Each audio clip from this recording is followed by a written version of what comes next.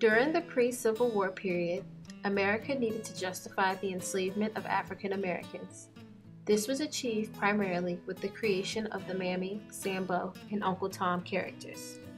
These characters portrayed blacks as subhuman and helped prove that African Americans themselves preferred slavery. The Mammy character, asexual and docile, was usually an overweight, happy-go-lucky, elderly woman who was eager to serve the white family.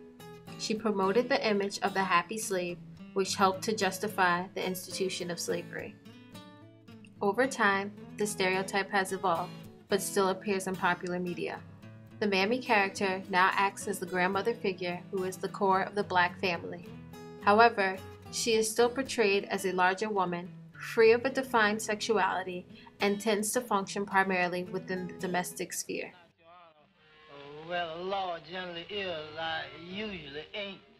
The Sambo or Coon character, who was lazy, foolish, and childlike, was developed in an attempt to provide proof that blacks required the help and direction of whites because they did not possess the intellectual faculties to live independently. There are still traces of the Sambo character today in modern media. Today's Sambo offers comic relief. Everyone. Oh shit, we got a black man for a teacher. That's what I'm talking about. Yo, What's up, bro? He often plays the fool to provoke laughter from the audience and break down tension between himself and white leads. In the post-Civil War Reconstruction era, the Uncle Tom character became a mouthpiece for the black community, promoting a return to the good old days.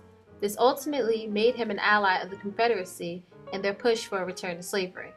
Modern-day Uncle Tom characters no longer hope for a return to slavery. However, they now demonstrate the necessity and benefits of assimilating to the dominant white culture.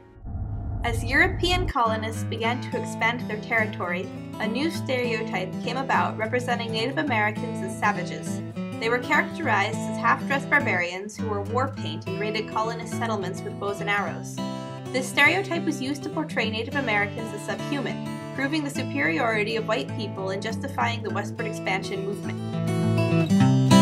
Man doesn't forget easily when his wife and kids were butchered. Now that Native Americans no longer pose a threat to American society, the idea of a noble savage has been created in an attempt to appreciate and understand their lifestyle. This new character is recognized by a distinctive type of dress, exotic and colorful or nearly nude.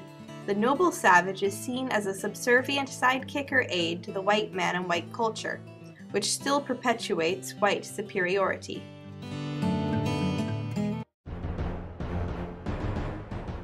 In cinema's early years, women were portrayed as dependent on men.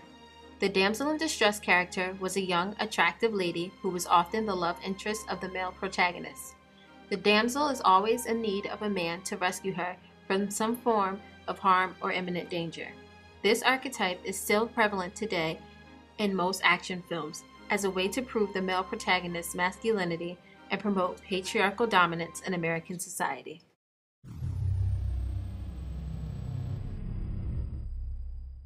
Alongside modern feminism, a new female character has recently appeared in film.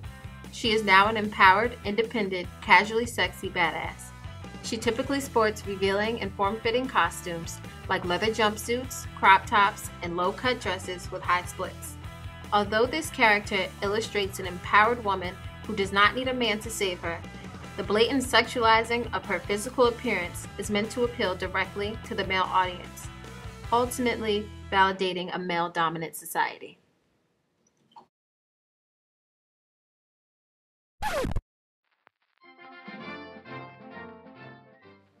Appearing early in film, a sissy male character was created for the audience to laugh at. Characters were not allowed to be explicitly categorized as homosexual, but rather had it implied through their actions, speech, or character traits. These coded gay characters were almost always very effeminate and two-dimensional to the point of losing their humanity. In contrast, the modern character is usually openly gay, with his homosexuality being a defining character trait. Most appear fairly effeminate and provide comic relief in TV shows and film. A rise in the number of gay couples has permitted a greater development in their individual relationships, showing that their love is no different from that of heterosexual couples. This humanizes these characters, promoting equality and greater tolerance. However, there are still examples of the tragic gay character archetype. The mainstream success Brokeback Mountain tells the story of two men who are ultimately unable to rise above the homophobic society in which they live.